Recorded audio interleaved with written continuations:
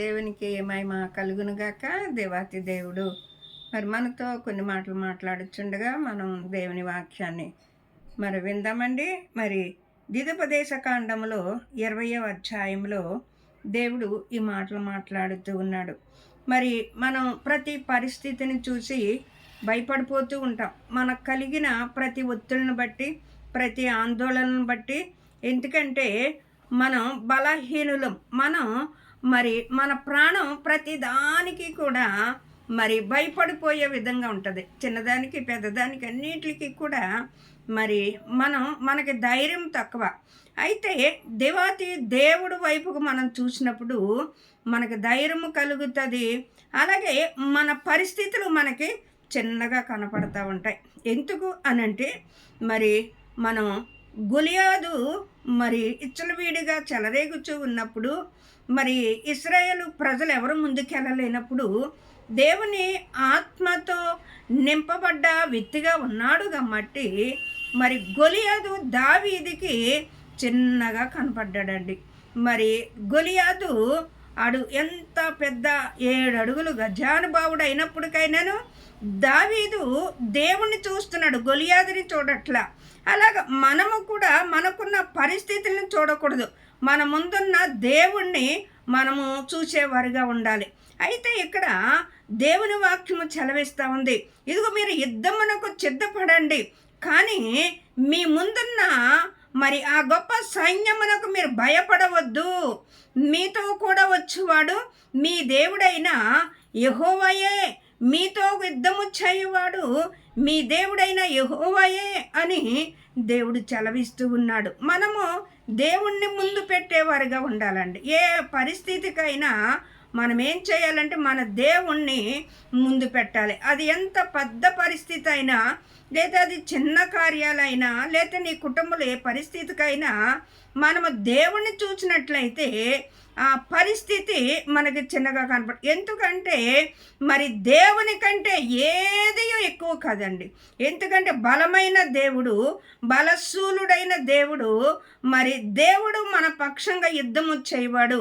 అందుకనే దేవుడు ద్వితోపదేశ కాండములో అంటున్నాడు కదా, అయితే ఇంకను మీరు యుద్ధమునకు సమీపించినప్పుడు మరి ఇశ్రాయేలు ప్రజలను ఇక్కడ మరి ఇశ్రాయేలులారా వినుడి, నేను మీరు ఈ శత్రువులతో యుద్ధము చేయడానికి సమీపించినప్పుడు మీ హృదయములను జంకనీయకుడి, భయపడకుడి, వనకకుడి, వారు ముఖములను లక్ష్య పెట్టకుడి. మీతో కూడా మీ శత్రువులతో యుద్ధము చేయవాడు మీ దేవుడైన యెహోవాయే. మరి మన శత్రువులను మనం చూడకూడదండి.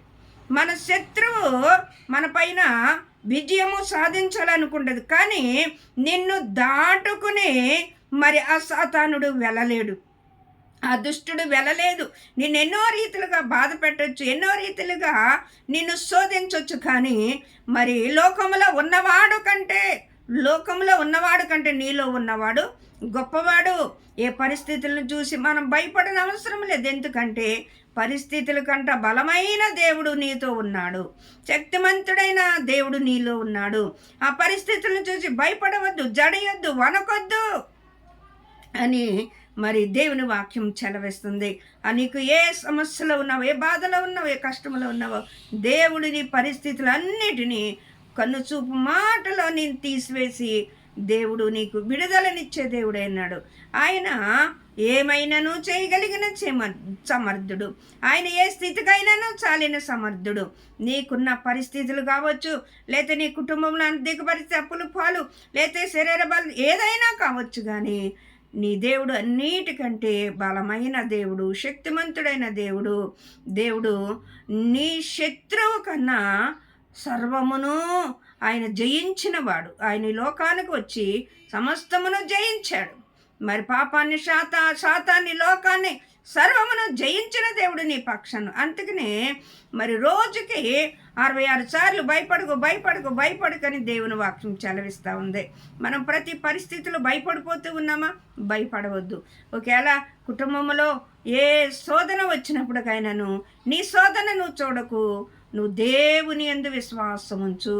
దేవుని కార్యాలు మనం చూడాలంటే విశ్వాసము లేని దేవునికి ఇష్టలుగా ఉండుట అసాధ్యం. నువ్వు విశ్వాసముగా ఉన్న వ్యక్తివైతే దేవుని చూస్తాం.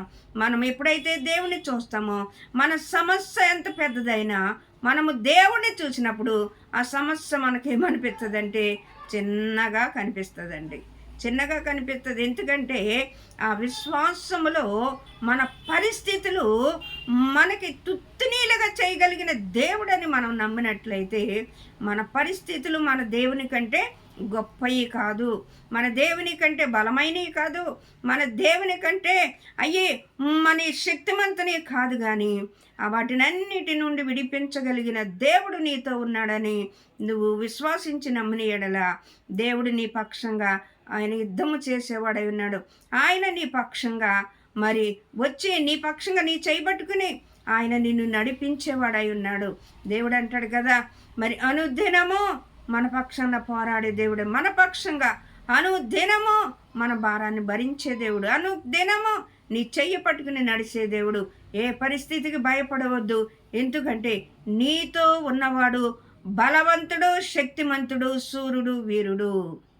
దావీదు అంటాడు కదా, నేను కాదు నీతో యుద్ధము చేసేది, యుద్ధము యెహోవాదే, యుద్ధము యెహోవాదే, నేను కాదు నీతో యుద్ధము చేసేది. అవునండి, మనము యుద్ధము చేయలేం, మనము జయించలేం. మన పక్షాన ఉన్నవాడు మనకు జయాన్ని అనుగ్రహింపచేస్తాడు. మనకు జయాన్ని అనుగ్రహింపచేసే దేవుణ్ణి మనం చూసినప్పుడు మన సమస్య, మన పరిస్థితులు, మన కష్టాలు, లేతే మనకున్న ప్రతి పరిస్థితుల నుండి విడిపించగలిగిన దేవుడు నాకున్నాడని నువ్వు నమ్మితే మన పరిస్థితులను మనం చూడొద్దు, పరిస్థితుల నుండి విడిపించగలిగిన దేవుణ్ణి మనము చూసేవారుగా ఉండాలి. ఇశ్రాయేలు ప్రజలకు ఆ రోజున మరి ఎవరునూ ముందుకెళ్ళలేని పరిస్థితుల్లో ఉన్నప్పుడు మరి బాలుడు విశ్వాసముతో హృదయంలో ఉన్న ఆ మంట, ఆ హృదయంలో ఉన్న ఆ వేదన, ఆ హృదయంలో ఉన్న ఆ ఆక్రందన గొలియాదుని ఎదిరించడానికి ముందుకెళ్ళినట్లుగా మనం చూస్తూ ఉన్నాం. మరి దావీదు కంటే గొలియాదు గొప్పవాడే, కానీ దావీదు పక్షాన ఉన్నవాడు గొలియాదు కంటే గొప్పవాడు. అందుకమ్మట్టి దేవుడు దావీదుకి విజయాన్ని ఇచ్చి గొలియాదు తన చేతితో తెచ్చుకున్న తన కత్తితోటే దావీదు మరి నరికి పాడేసినట్లుగా తల మనం చూస్తూ ఉన్నాం. ఆ తలను తెచ్చి ఇశ్రాయేలు ప్రజలలో దేవుడు ఉన్నాడు అని మరి ఎంతో జయము పొందినట్లుగా, ఇదిగో దేవుడు విడిచిపోలేదు, ఆ దేవుడు మనతో కూడా ఉన్నాడు, ఇశ్రాయేలును కాపాడువాడు, కునుకుడు నిద్రపోని దేవుడు మనతో ఉన్నాడు అని ఆ రోజున ఇశ్రాయేలు ప్రజలందరికీ మరి వాళ్ళ హృదయాలు తెరవబడ్డాయండి. మనతో దేవుడు ఉన్నాడు, కానీ మనము భయపడిపోయాం ఆ గొలియాదుకి అని వాళ్ళ హృదయాలు అప్పుడు తెరవబడ్డాయి. ఒకవేళ ఏ పరిస్థితులను బాధపడుతున్నావో, ఒకవేళ కుటుంబంలో శాంతి సమాధానం లేని పరిస్థితిలో ఉండవచ్చు, అప్పుల్లో అయ్యో నేను ఇవి అప్పులు ఎలా కట్టను, అయ్యో నా పరిస్థితి మరి ఏ ఏ ఏ రేవుకి నేను చేరాలో నాకు తెలియని పరిస్థితి, లేకపోతే నాకు వచ్చే ఆదాయం తక్కువ, నాకు అప్పులు చూస్తే ఇంత విస్తారంగా ఉన్నాయని కృంగిపోయే పరిస్థితులు ఉండవచ్చు.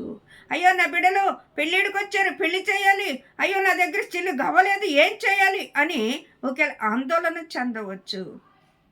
అయ్యో నాకు గృహం లేదు, నేను రెంట కట్టుకోలేకపోతున్నాను, అయ్యో నెల నెల అయ్యో నా సాలరీ అంతా రెంటకే సరిపోతుందని నువ్వు చింతించవచ్చు. అయ్యో ఇక్కడ నా కుటుంబంలో సమాధానం లేదు, ఎప్పుడు చూసినా ఏదో ఒక గొడవలే అని నువ్వు కృంగిపోతూ ఉండవచ్చు. కానీ నీ దేవుడిని నువ్వు ముందు పెట్టినట్లయితే నీ పరిస్థితులన్నిటికంటే బలమైన దేవుడు నీతో ఉన్నాడు, బలమైన దేవుడు నీతో ఉన్నాడు, శక్తిమంతుడైన నీతో ఉన్నాడు. ఆయన ఇశ్రాయేలు ప్రజలకు రక్షణ కలగచేసే దేవుడు నీతో ఉన్నాడు. ఏ రాజులను కూడా ఇశ్రాయేలు ప్రజల పక్షంగా జయమును అందనివ్వలేదండి, జయమును అందనివ్వల. ప్రతి వారి యుద్ధమునకు దిగేటప్పటికీ ఆయన వచ్చే యుద్ధము చేసేవాడుగా మనం చూస్తూ ఉన్నాం. ఆయనే నీ పక్షంగా పోరాడువాడు, ఆయనే నీ పక్షంగా యుద్ధము చేయువాడు, ఆయన చెయ్య విడవడు, వెడబాయడు. దేవుడు వాక్యం చెలవేస్తుంది. ఆయన కనికిర పూర్ణుడు కాబట్టి ఆయన నీ చెయ్య విడవడు, నిన్ను నాశనము చేయడు అని దేవుని వాక్యం చెలవిస్తూ ఉంది. ఏ పరిస్థితుల్లోకైనా భయపడకు ఇశ్రాయేలు, నీవు నా మాట విని ఎడల ఎంత మేలు, వేగరమే నీ శత్రువులను నేను అణిసివేయిద్దాను. నీ శత్రువులు నేను అణిసివేసి ఇదిగో మంచి గోధుమలతో నేను నిన్ను పోషిస్తాను. ఇదిగో మంచి కొండ తేనెతో నేను నిన్ను తృప్తిపరుస్తాను అని దేవుని వాక్యము కీర్తన 81లో వాక్యం చెలవిస్తూ ఉందండి. దేవుడు వేగరమే మన శత్రువులు అణిసివేసే దేవుడు. ఇశ్రాయేలు ప్రజల పక్షంగా మరి ఫరో సైన్యం అంతటిని ముంచివేసినట్లుగా మనకు తెలుసు. అగ్నిమేఘ స్తంభమై ఆయన నడిపించినట్లుగా మనకు తెలుసు. ఆయన ఎంతగానో మన పక్షాన మరి ఆ ఇశ్రాయేలు ప్రజలను దాటించిన దేవుడే, ఆ ఎర్ర సముద్రం 2 పాయలుగా చేసిన దేవుడే నీ ప్రతి పరిస్థితిని కూడా ఆయన పాయలుగా చేయగలిగిన దేవుడు.